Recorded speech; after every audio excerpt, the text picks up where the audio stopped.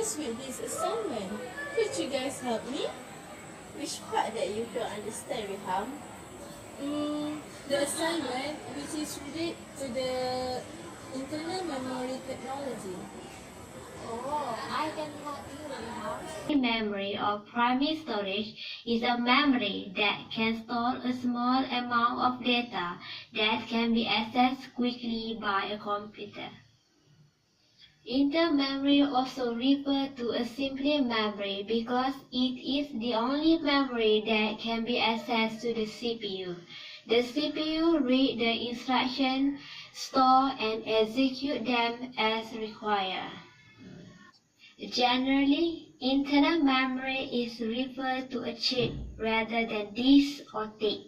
Internal memory are different from storage devices as most of them are volatile, except read-only memory, which means that they don't store the data permanently like the hard drive. The data will get wiped when the computer is turned off. In a computer, all the storage that can be accessible by a processor without input or output of the internal memory, including several types of memory, such as main memory, cache memory, and special register that can be accessed by a processor. I think I know one type of internal memory, which is RAM. Memory. RAM is memory storage on a computer that holds data while the computer is running so that it can be accessed quickly by the processor. RAM holds the OS, application programs, and data that currently being used. RAM data is much faster to read than data storage stored on the hard disk. RAM is stored in microchips and contains much less data than the hard disk. RAM is used to store temporary but necessary information on a computer for quick access by open program applications. RAM is a volatile and more expensive. RAM allows reading and writing. RAM has two types of memory, which is SRAM and DRAM. SRAM stands for Static Random Access Memory, and DRAM stands for Dynamic Random Access Memory. SRAM is store a bit of information in a flip-flop, usually used for application that do not require large capacity RAM memory. Dynamic RAM data store one bit of information as a payload. Dynamic RAM using a substrate capacitance gate MOS transistor used for application that require logic RAM capacity, for example PC. Type of DRAM has two types, which is EDO, stand for Extended Data Output, and SD, Synchronized Dynamic Random Access Memory. DRAM is a memory based on capacitors. DRAM is cheaper than static RAM. DRAM has an access time in the order of 60 to 100 nanoseconds slower than SRAM. I remember now that ROM is also one of the type of internal memory. Oh, could you please explain it?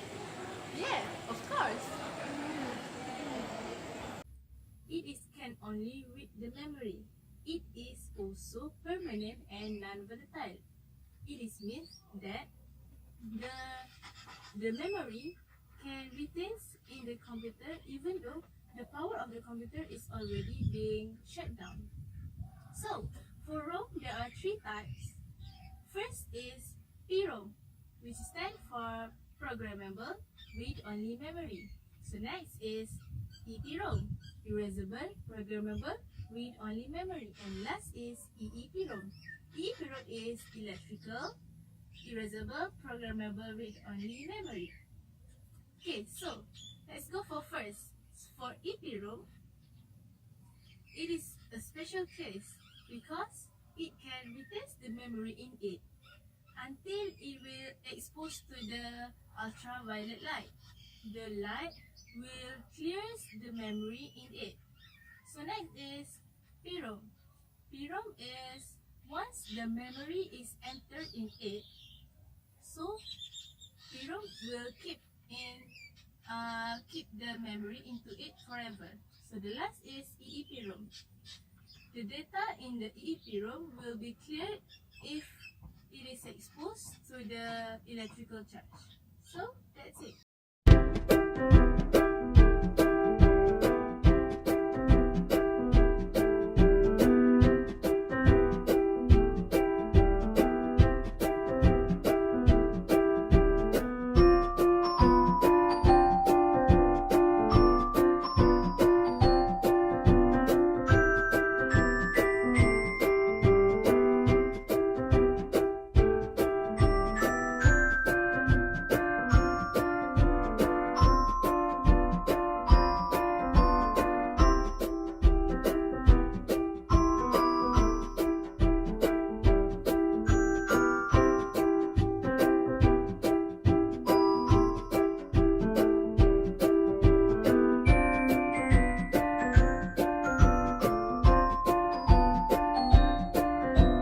There are two more types of internal memory, but I just can explain one of them, which is cache.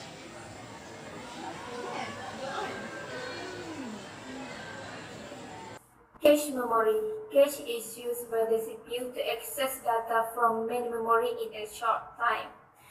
It is small and very fast temporary storage memory because it's designed to speed up the transfer of data or instruction. The location of cache is near or inside to the CPU chip, and it is faster than RAM. There has three types of cache, which is L1, L2, and L3. L refer to level.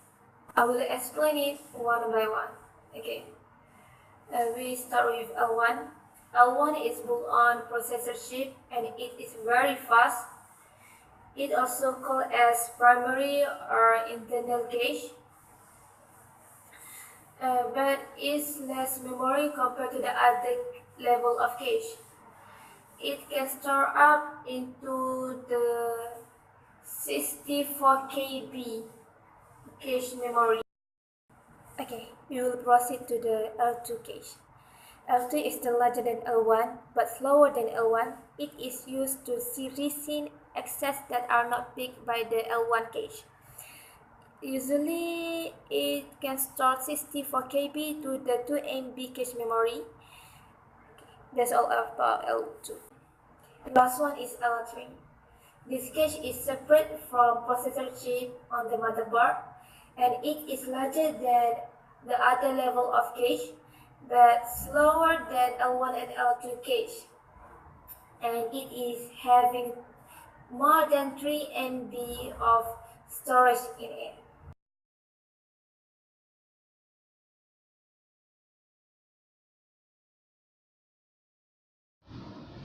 At level 1, cache is located on the processor, runs at the same speed as the processor, and fastest cache on the computer.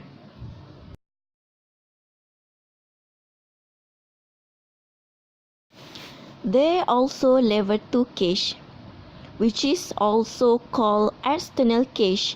It used to card recent data access from the processor that were not caught by the level 1 cache.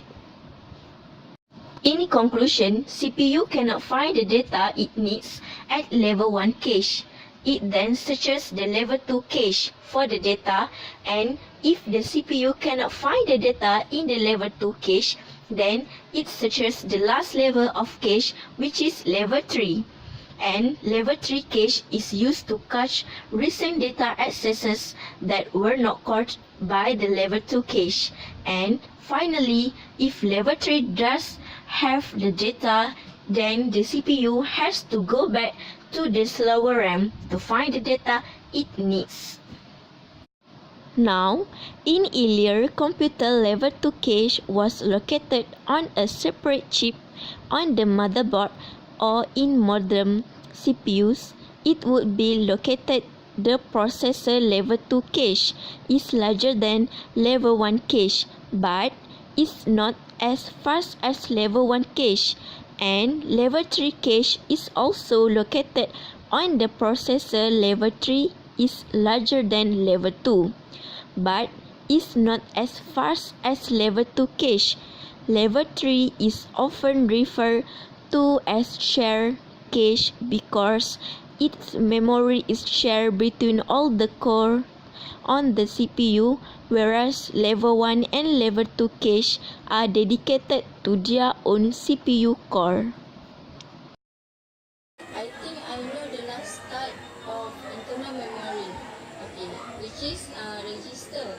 For your information, register is a group of flip-flops, with each flip-flop are capable of storing n bits of data. Okay, when we give some input to the system, okay, the input will be stored in the register, and the result also from the register. Okay, other than that, register also perform three tasks, which is fetch, decode, and execute.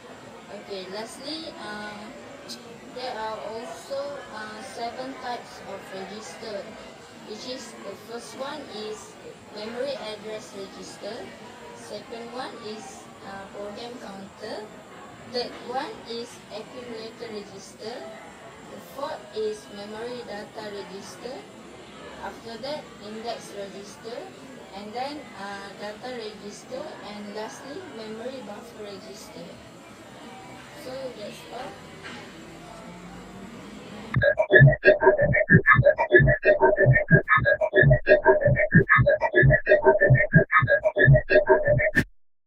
In a computer, the memory address register (MER) is the CPU register that either stores the memory address from which data will be fetched to the CPU or the address to which data will be sent and stored.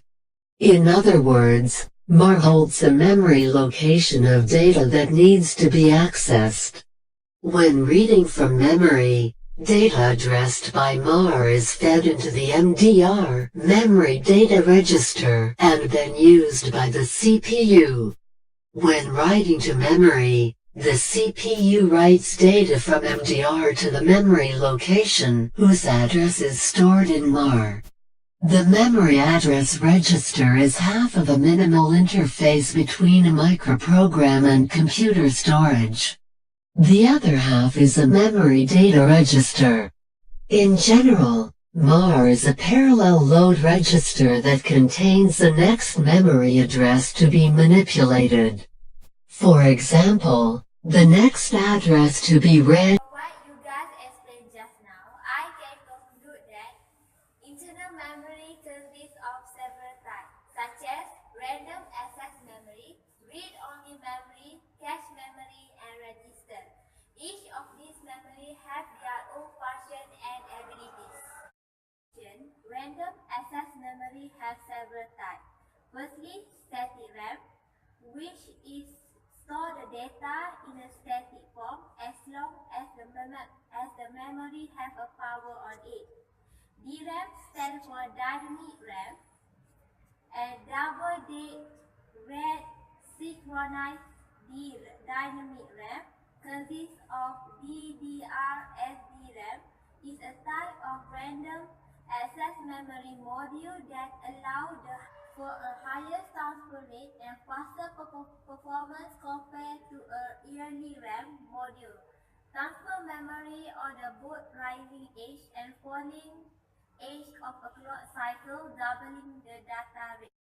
DDR2 is the evaluation upgrade to DDR-SDRAM. Why say doubling data rate, which is faster because it can run at higher clock speed.